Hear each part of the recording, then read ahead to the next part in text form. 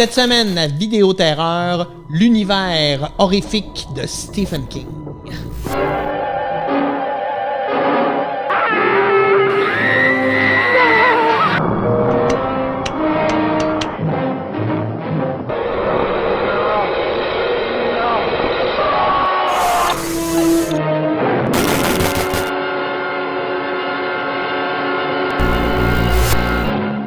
Bienvenue à Vidéo Terreur. Cette semaine, pour notre dernier épisode de la saison 2, on s'attaque à un grand de l'horreur, j'ai nommé Stephen King. Et pour en parler avec moi, cette encyclopédie vivante du monde de la terreur, M. Jimmy Franqueur. Salut Jimmy. Salut Pierre, ça va bien? Ça va bien toi? En forme. Donc Stephen King, je pense que peu de gens qui s'intéressent à l'horreur connaissent pas Stephen King. Avant de parler de son cinéma, on va parler de l'homme puis de l'auteur parce que c'est de là qui a été créé l'intérêt, en fait. On a ramené aussi, je pense, l'horreur au goût du jour à une certaine époque. Oui, effectivement. Bon, comme tu disais tantôt, le Stephen King, l'homme, il est né en 1947 à Portland, dans le Maine. Il a toujours, en fait, resté là tout au long de sa vie. Et son premier roman est en 1974, là, Carrie. Et en fait, quand tu parles, justement, il a révolutionné l'horreur. En fait, je pense que c'est un des écrivains qui a beaucoup aussi amené l'horreur dans le contemporain. Là. Ouais. T'sais, on n'est vraiment pas dans le gothique, on n'est vraiment pas dans, dans le passé. On est vraiment dans l'horreur au quotidien. Là. Ouais. Donc ça, c'est assez central dans son œuvre. Puis même des thèmes aussi qui sont assez centraux. Par exemple, le côté, on pourrait dire, animiste. Là. Les objets sont souvent dotés de vie. Là. Bon, on pense à Christine, entre autres, mais il y a eu beaucoup d'objets, appelons ça, vivants. Ça, c'est un je pense, des éléments importants dans son œuvre. On va parler aussi peut-être plus tard, là, justement, de l'importance qu'il donne aux personnages. Mais en termes d'œuvre, là, écoute, on a à peu près une 60aine de romans, là, je dirais, actuellement, là, parce qu'il en écrit presque en moyenne 2 à 3 par année. On était quand même 60 romans. On a des adaptations au cinéma. Là, on a environ une cinquantaine, ce qui est quand même aussi considérable. Là, qui sont bons, on pourra en parler tantôt. Là. Pas tous réussis. Pas tous réussis, effectivement. Mais on parle quand même, comme je dis, là, d'une œuvre quand même très considérable. Et je pense qu'un des éléments aussi à considérer Stephen King, c'est qu'il a réussi à passer, je dirais, non seulement, je pense que tout le monde est capable de le reconnaître, là, puis aussi de passer, je dirais, dans une figure presque mythique. Là, dans 100 ans, on lira peut-être pas les 100 romans ou les 80 romans, j'espère combien vont être rendus là, de Stephen King, mais on va quand même parler comme en termes d'écrivain, je veux dire, ça va rester un incontournable pour longtemps. Là. Oui, puis tu sais, juste nommer ses romans, on est capable tous d'en nommer 7, 8, 10 assez facilement. Là. Effectivement. Là. Donc lui, il s'est mis à écrire. Il a... puis tu sais, il écrit beaucoup, c'est une machine, là. Puis en plus, ses romans, c'est souvent des énormes briques. Il a aussi écrit des romans sous des pseudonymes. Oui, tout à fait, Richard Bachman. Il a écrit 7 romans sur le nom de Richard Bachman. En fait, à un moment donné, Stephen King se pose une question qui est: est-ce qu'on devient populaire par talent ou par chance? OK. Puis, c'est un dilemme, je dirais, qui le hante. Puis, il décide d'écrire sous un pseudonyme en disant, écoute, si c'est le talent, logiquement, je vais devenir populaire aussi sous ce nom-là. Donc, il a écrit des romans sous le pseudonyme de Richard Bachman. Bon, ça a fini par se savoir là, dans les années 80. Et effectivement, là, son dilemme, je ne sais pas s'il a été résolu. Par exemple, le roman Thinner, La peau sur les os, on est à peu près à 28 000 copies là, sous le nom de Richard Bachman. Qu'on a cité Stephen King, on a tombé à 280 000. Là, Ouais. Mais encore une fois, la popularité ne dit pas que c'est nécessairement juste dû à la chance non plus. C'est un dilemme, je pense, qui doit hanter tous les auteurs. Oui, puis il nous en est tellement de bonnes histoires d'horreur qu'on ne peut pas trop douter du talent. Là. Tout à fait. Là. Tu parlais aussi tantôt là, de l'aspect volumineux de son œuvre. Il dit entre autres que lui, il écrit tous les jours, puis que sa discipline, c'est 10 pages. Okay. Donc, si on fait le calcul, là, on arrive à peu près à 3800 pages par année. Si on arrondit peut-être là, avec des journées moins fortes, mais quand on frôle le 4000 pages année, effectivement, ça crée des romans. Là, il dit que depuis, là, il est rendu à un certain âge quand même. Là, il dit que maintenant, des fois, il se laisse aller à 7 pages. Mais c'est un auteur, je dirais, avec une discipline de fer là, qui écrit, je dirais, jour après jour, quand même bonne quantité. Là. Et contrairement à d'autres auteurs d'horreur, il s'est vraiment diversifié dans ses types d'histoires, j'ai l'impression. On a autant des histoires de clowns que des histoires de voitures. Où, on est vraiment allé ailleurs. Là. C'est une de ses forces parce que des fois, dans des auteurs, on a l'impression qu'on a un peu une recette où on change des noms puis on a un peu la même histoire. Oh, tout à fait. Ça, puis ça c'est un point important aussi. Je pense qu'il a réussi à ne pas se cantonner en une recette ou une formule gagnante. Puis de toute façon, les formules gagnantes dans l'art ont tendance à s'épuiser aussi avec le temps, puis ça finit par jouer contre nous. Là. Effectivement, là, il a fait de l'horreur, enfin, beaucoup, appelons ça franche, mais il a aussi fait des choses un peu plus, je dirais, dans le domaine presque du fantastique, ou la ligne verte, par exemple, ouais. ou Shawshank Redemption, où on est dans des drames un peu plus humains. Il est allé aussi dans le policier. Fait que je pense qu'il a quand même resté toujours un peu dans le noir, on peut dire ça de même, mais effectivement, là, sa panoplie, là, sa gamme, c'est beaucoup élargi avec les années aussi. Là. Comment il a commencé, lui? Comment sa carrière a commencé? Ça, c'est intéressant. En fait, il y a son premier roman, là, comme je disais tout à l'heure, c'est Carrie en 1974. À cette époque-là, écoute, il travaille de jour dans une buanderie, puis il écrit de soir dans une roulotte avec sa femme Tabitha. Puis, écoute, ils sont extrêmement pauvres. Il en parle de cette époque-là avec une certaine nostalgie, mais en même temps en disant, écoute, on n'avait rien, puis je mettais tous mes espoirs dans la parution de ce roman-là. Bon, le roman a quand même eu un succès, je dirais, au début, mais mitigé au sens où c'est un premier roman, un premier auteur. Par contre, quand Brian De Palma va acheter les droits là, pour produire le film, là, je dirais que c'est là que sa popularité va monter, parce que à partir du moment où le film, là, les gens s'intéressent à l'auteur, le roman est intéressant. Fait que, je dirais, tu sais, Stephen King a au début, je dirais, été quand même assez chanceux d'avoir des cinéastes qui se sont intéressés à ses romans et qui les ont mis au cinéma. C'est ce qui a fait aussi que je dirais que sa popularité est alimentée. Puis à partir de là, évidemment, c'est pas parce qu'on fait des films de vos œuvres que vous allez nécessairement être connus, mais comme les gens lisaient et aimaient ce qu'ils lisaient, ça a été un peu une réaction en chaîne. Là. It's the night of the senior prom. The Bates High School gym is alive with excitement. Everybody is there, even Carrie White, the girl no one likes. We're all sorry about this incident, Cassie. It's Carrie! And everyone makes fun of her. The girl who lives in that creepy house with her crazy mother. Help the sinning woman see the sin of her days and ways. Show her that if she had remained sinless, the curse of blood would never have come on her. The girl with the strange power. If I concentrate hard enough, I can move things. But tonight, no one will laugh at Carrie. If you don't have a date for the prom next Friday, would you like to go with me? She's with the best-looking boy in the senior class. He's trying to trick me again. She'll be voted queen of the prom. You know, I can make sure that you don't hurt Carrie White anymore. For Carrie, it will be a dream come true. For everyone else, it will be a nightmare. Carrie. A new film by Brian De Palma. Based on the chilling bestseller. Starring Sissy Spacek, Piper Laurie, and introducing John Travolta in his first motion picture role.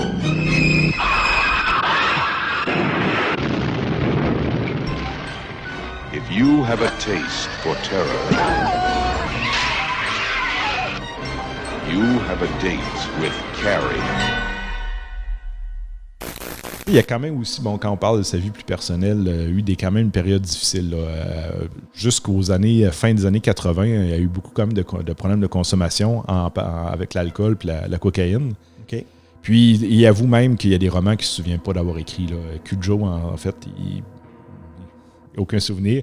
Fait c'est un peu triste quand il en parle de cette période-là en disant, écoute, il y a des romans, comme je dis, que je me rappelle absolument pas d'avoir écrits. Par contre, sa relation à la consommation était vraiment, même au niveau de l'écriture, il en est venu à penser à un moment donné qu'il fallait consommer pour écrire. Pour écrire, ouais. Et puis, à un moment donné, en fait, comment ça s'est un peu terminé, là, c'est sa femme, puis à un moment donné, qui a décidé de ramasser toutes ses canettes, tous ses sacs, puis ses pilules et tout ça, mettre ça dans un sac, Puis devant la famille, elle a déballé le sac, elle a dit ça, c'est une semaine. Fait qu'on s'attaque à ça ou nous, on lâche. Puis il était avec la même femme depuis, facilement plus de 40 ans. Fait qu'il a comme décidé qu'à ce moment-là, fallait arrêter. Est-ce que ça a joué sur sa créativité? Oui, ben il y a eu une période un peu, là, parce que sa grande hantise, en fait, comme beaucoup d'écrivains, là, c'était le syndrome de la page blanche. Il y a eu un peu de ça, mais il a réussi à surmonter, cet obstacle-là. Puis depuis ce temps-là, il est abstinent, puis sa carrière n'a pas été affectée, mais il y a eu, à un moment donné aussi, là, l'espèce de... Je dirais le choc là, d'être à jeun là, et d'écrire. Là. Ouais, ça doit pas être évident. Son inspiration lui vient d'où, lui? Ben, il va raconter, entre autres, comme bien des fans de l'horreur, là, que c'est les films là, qu'il écoutait là, quand il était plus jeune au cinéma qui l'ont inspiré. Les Tales from the Crypt, ici comique, là, Vault of Horror, et ainsi de suite, qui l'ont beaucoup, beaucoup marqué. Là. Puis d'ailleurs, comme beaucoup de gens de sa génération, en fait, là, beaucoup d'auteurs ou de cinéastes, les Tales from the Crypt, c'est des bandes dessinées d'horreur là, qui ont vraiment aussi, je pense, beaucoup marqué. Puis, en fait, il va même faire un hommage à ça avec Creepshow, là, où il va être avec George Romero. Ils vont faire appelons ça une BD en image, une anthologie, là, où on va avoir là, des 4 petites histoires. Ouais, 5. Puis, effectivement, ça, les deux, c'était un peu une lettre d'amour à cette période-là de leur vie. Là. Fait qu'il s'est beaucoup inspiré des Tales from the Crypt et ce genre de comics-là. Lovecraft va être cité aussi comme étant une inspiration. Oui. Puis comme Lovecraft aussi, je dirais, c'est une petite curiosité, mais on sait que Lovecraft aimait aussi les endroits fictifs, mais qui étaient campés quand même dans le réel, comme par exemple Arkham. Là. Ouais. Stephen King a le même pendant avec Castle Rock. Okay. Qui se trouve dans le Maine, mais c'est une petite ville fictive qui n'existe pas dans vraiment. le Maine, mais qui a beaucoup de romans qui tournent autour de cette ville-là. Fait que, plus, comme je dis, là, c'est un écrivain qui lit énormément, donc c'est aussi, je dirais, beaucoup nourri là, d'autres auteurs. Là. Qu'est-ce qui nous accroche tant dans son écriture? Qu'est-ce qui a fait que c'est devenu populaire? Y a-tu une formule ou y a-tu touché des thématiques qui viennent plus nous chercher que d'autres auteurs ou qui sont passés un peu inaperçus, même si ça a pu faire des bons scénarios de films? Ouais, ben, je pense que ce qui fait la force, je dirais, de l'œuvre écrite de Stephen King, mais en fait aussi ce qui fait un peu son talon d'Achille au passage au cinéma, c'est sa force, c'est d'écrire des personnages qui sont crédibles. Ouais. Des gens auxquels on s'identifie, qu'on sent en 3 dimensions, là, qui ne sont pas juste, je dirais, des clichés là, transparents. Avec ces personnages ont vraiment une vie intérieure, on les sent vrais. Il y a souvent aussi une touche de nostalgie. Là. Bon, il est très attaché aux années 50, aux années 60. On y croit, là, ces personnages-là. Fait que je pense que c'est ce qui donne une certaine, je dirais, force à son œuvre. Mais en même temps, ce qui complique, la transposition de l'œuvre au cinéma, où en 1h30, on n'a pas nécessairement le temps d'étoffer ces personnages-là. Donc, souvent, c'est sûr, quand ton roman 600 pages, ton film, il reste rien qu'il y a 1h30 pareil. Là. Il y a 1h30 pareil, tu sais. Fait que je pense que l'œuvre souffre beaucoup de ça. Puis, un autre élément, moi, je pense, tu sais, souvent, on va avoir aussi appelons ça des critiques un peu. Les gens vont dire « Ah ouais, le film est moins bon que le roman ». De façon générale, je pense que c'est souvent vrai, là. Par contre, je pense que pourquoi on l'entend davantage, puis ça c'est ma théorie, je dirais, toute personnelle, pourquoi on l'entend plus souvent, je pense parce que les gens lisent vraiment le roman. Oui, c'est ça. La plupart des gens vont avoir lu le roman, donc ça fait beaucoup de gens qui disent « Ouais, c'est moins bon que le film ». Le film est moins bon que le roman parce qu'il y a beaucoup de gens qui le lisent, alors que quand on a des adaptations de romans que la plupart des gens n'ont pas lus, on a l'impression que le film est fantastique, là, mais encore une fois, ils n'ont pas de comparatif parce qu'ils sont moins lus. Puis des fois, en tout cas, je ne sais pas au niveau des adaptations si c'est... des fois, on va voir des films qui sont des adaptations de romans graphiques, etc. Puis les producteurs vont changer beaucoup d'éléments, en fait. Est-ce que ces romans sont plutôt respectés quand on parle de la transposition au cinéma? Ben, tu sais, comme on disait tantôt, là, à partir du moment où il y en a une 50aine, c'est assez, je dirais, varié. Tu sais, on en a des adaptations, à part dans la structure, mettons le dernier, là, It, où je pense que c'est assez fidèle au roman, de par aussi les personnages sont quand même, je dirais, bien campés. Tu sais, on est dans des adaptations assez fidèles, même si on a choisi de le faire un peu en 2 blocs. Le roman n'est pas structuré comme ça. Puis dans l'autre extrême, là, on peut se rendre à quelque chose. Je ne me sais pas si tu te souviens, Le Cobaye ou Loudmouth Man. En fait, ce qui était adapté sur une nouvelle de je pense, une dizaine de pages là, dans Danse macabre, en français. Puis, il y a le seul élément, en fait, qui vient de la nouvelle, c'est qu'il y a une tondeuse qui passe en tondeuse toute seule. D'ailleurs, Stephen King va aller en cours pour faire enlever son nom en disant, écoutez, là, on est en train simplement de prendre mon nom pour vendre un film. Fait que, tu sais, on est dans ces extrêmes-là. Mais en moyenne, je pense que de façon générale, on peut se dire que l'histoire, la structure est généralement respectée. Mais c'est la profondeur des personnages qui écope beaucoup. Et comme tu disais, à partir du moment où on a 1h30, 2 heures, on fait ce qu'on peut. Là. Il y a eu souvent aussi des critiques au niveau des adaptations de ces romans, ces films. Qu'est-ce qu'on critique surtout? Ben, comme je disais tantôt, je pense que ce qu'on critique, c'est peut-être la froideur ou le manque de chaleur humaine, mais qui est très dur quand même à traduire au cinéma, là, surtout dans une courte période de temps. T'sais, quand tu parlais tantôt, je trouvais ça intéressant, tu dis, bon, on a des romans de 500-600 pages. T'sais, en 500 pages, on a le temps de s'attacher. Ouais. On a le temps de les connaître, de les côtoyer pendant plusieurs heures, en fait. Alors qu'au cinéma, on a quelque chose comme 1h30 pour y arriver. Fait que je pense que c'est beaucoup là que, encore une fois, que ça cloche. Puis encore une fois, je pense qu'à partir du moment où les gens l'ont lu, le comparatif devient toujours... on part avec 2 prises en moins. Là. Ouais. Fait que c'est au départ, c'est Brian De Palma qui adapte Carrie. Puis c'est quoi la suite des choses pour lui au niveau du cinéma, là, dans la transposition? Ben, après ça, là, je dirais le prochain film marquant, ça va être Shining en 1980 avec Stanley Kubrick. Ouais. Puis ça a créé je dirais pas un scandale là, à l'époque, mais Stephen King n'a vraiment pas aimé cette adaptation-là. Puis, pourtant. Mais je pense que ça a clashé justement parce que, on avait quand même à cette époque-là, appelons ça un jeune écrivain là, qui commence. Là, il y a à peu près 6 ans de romans en arrière de lui. Puis là, en fait, il dit publiquement qu'il n'aime pas le film. Par contre, ce qu'il faut encore comprendre, parce que dans un premier plan, on a beaucoup dit ça, en fait, Stephen King, il ne connaît rien au cinéma. Comment peut-on critiquer Kubrick?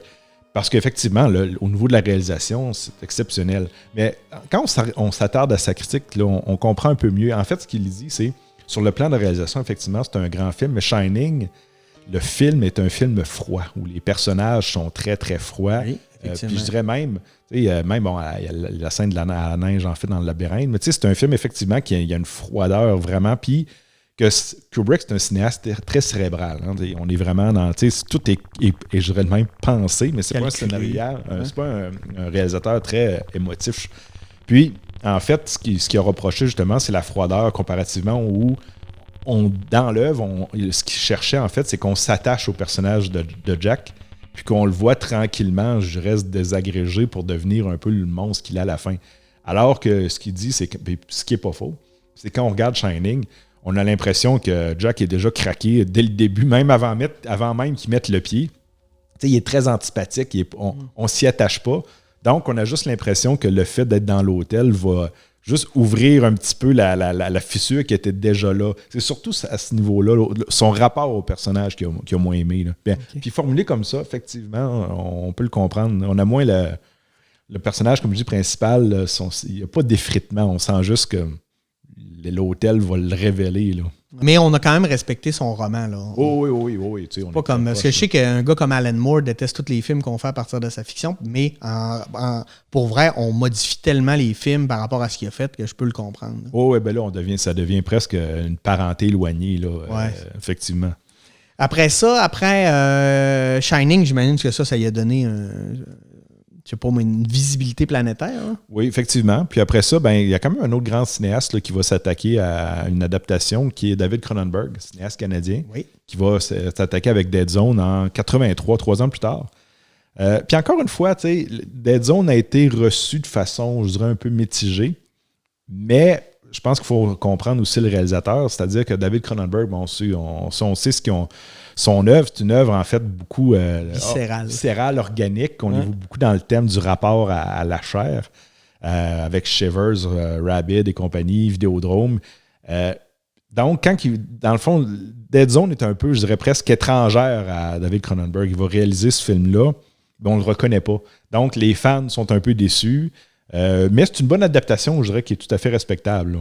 OK. Mais qui, comme je dis, qui va clasher en fait en fonction plus de Cronenberg que de Stephen King. Là. Puis à partir des années 80, mais là, écoute, il y en a, là, à peu près tous ces romans ou presque là, vont être adaptés. Là. Oui, effectivement. Tu sais, après ça, on a entre autres Christine avec Carpenter en 83, la même année en fait. Puis là, déjà là, ça parle. On est déjà dans la même année où on a déjà au moins 2 films là, qui vont être produits.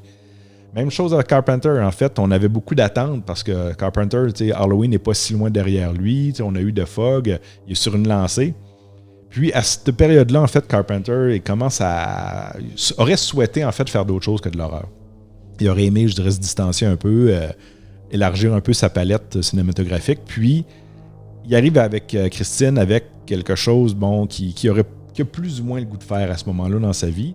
Donc, je dirais les éléments beaucoup plus horrifiques parce que, par exemple, dans le roman, vous avez chaque fois que Christine tue quelqu'un, il se ramasse un peu comme en zombie fantôme dans le derrière de l'auto. Là, alors que cet élément-là dans le film n'apparaît pas. Donc, tu sais, Carpenter a beaucoup enlevé, je dirais, les éléments d'horreur pour peut-être le mettre à son goût à lui. Mais il a beaucoup regretté par la suite. Carpenter l'a dit souvent qu'il aurait dû être beaucoup plus fidèle, puis beaucoup plus, je dirais, fidèle au côté horreur du roman. Donc, c'est une œuvre, je dirais, qui est quand même super intéressante, mais qui effectivement peut, pour certains, paraître un peu plus fade. Là.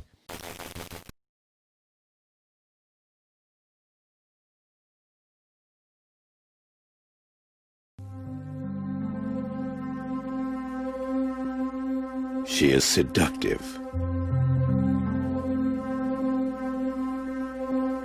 She is passionate.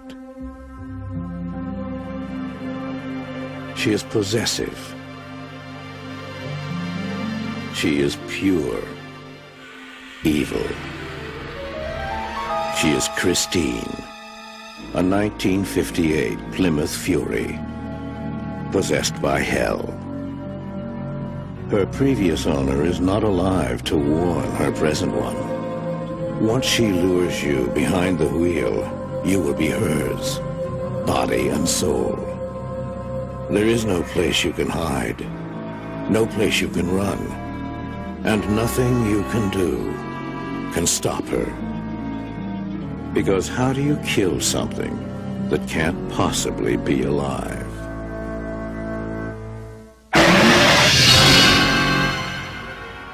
Christine, body by Plymouth, soul by Satan. Watch out for her this Christmas.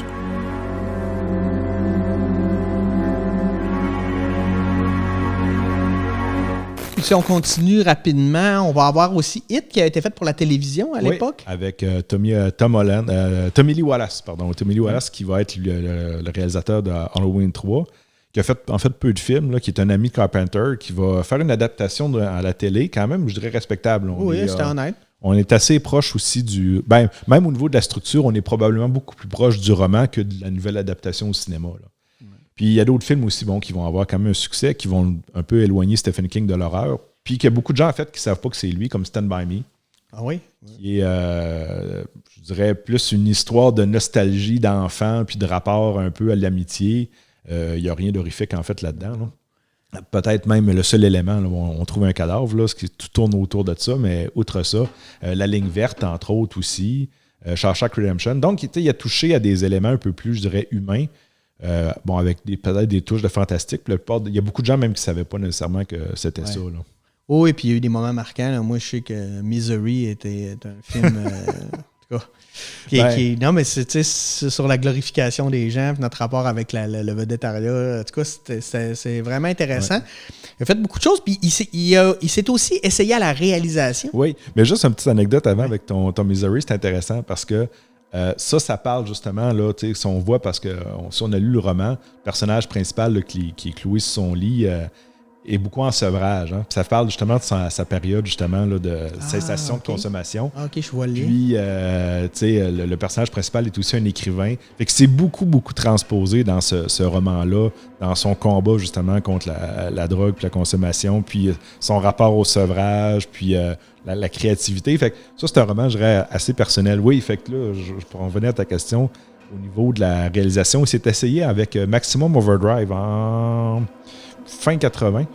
Écoute, ça a été un cuisant échec. En fait, c'était un peu ça, je pense que c'est lui-même piégé en disant, mais écoute, si j'ai jamais d'adaptation qui me satisfont, je vais le faire moi-même. Il a réalisé que c'est complexe, le cinéma. Là. Oui, tout à fait. C'est une autre manière de raconter des histoires. Oui, effectivement, c'est une autre manière de raconter des histoires. Puis bon, il a eu l'humilité d'avouer que c'était pas sa place. Il a même aussi essayé d'écrire vraiment un scénario. Parce qu'encore une fois, écrire un roman puis un scénario, c'est pas le même mode de communication. Absolument pas. Il a fait ça pour Sleepwalker, un film qui a été modérément bien reçu. Fait que la relation, je dirais, de Stephen King au cinéma, je pense que a peut-être changé au fil des années où on a des films maintenant qui vont peut-être l'adapter. Pas nécessairement mieux, mais je reviens à It. À partir du moment où le film doit durer les deux bout à bout 5 heures, ben là, on est capable d'avoir des personnages plus étoffés, mais la formule 1h30, elle donne des résultats mitigés. Là. Oui, puis on est déjà pour lui à ce qu'on fasse des remakes de films qu'on a déjà faits. Donc, ça va bien, puis il continue à écrire, donc on va sûrement en voir encore. Hey, merci, Jimmy, pour cette intrusion dans la vie de Stephen King et de son cinéma. Merci à vous d'avoir été des nôtres tout le long de cette saison. Si vous voulez nous écrire, vous pouvez toujours nous écrire à videoterreur@hotmail.com. Et si vous avez des suggestions pour la saison 3, parce qu'on termine aujourd'hui la saison 2, bien, écrivez-nous, ça nous fera un plaisir de regarder ce qu'on peut faire avec ça. Merci beaucoup de nous suivre et nous, on se dit à peut-être une saison 3. Sinon, bonne vie et continuez d'écouter des films d'horreur. On aime ça. À bientôt.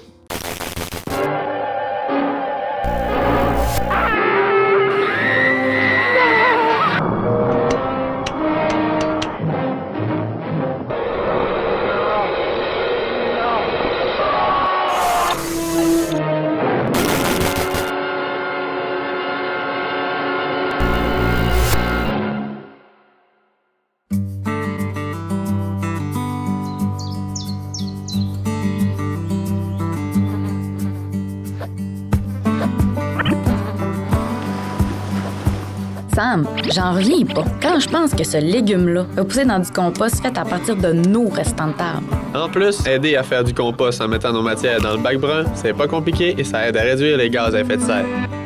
J'adopte mon bac brun. La collecte des matières organiques commence cet automne. L'apparition des télévisions communautaires autonomes coïncide avec l'implantation des câbles distributeurs au Québec.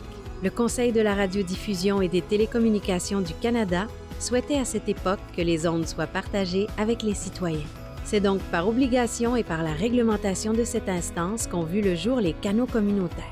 Elles ont su s'adapter à l'ère du temps pour proposer du contenu touchant à toutes les clientèles, et ce, depuis près de 40 ans. Ainsi, les citoyens ont désormais la chance d'accéder et de participer aux débats de société. Nous pouvons dire sans hésitation que les canaux communautaires sont des médias de proximité.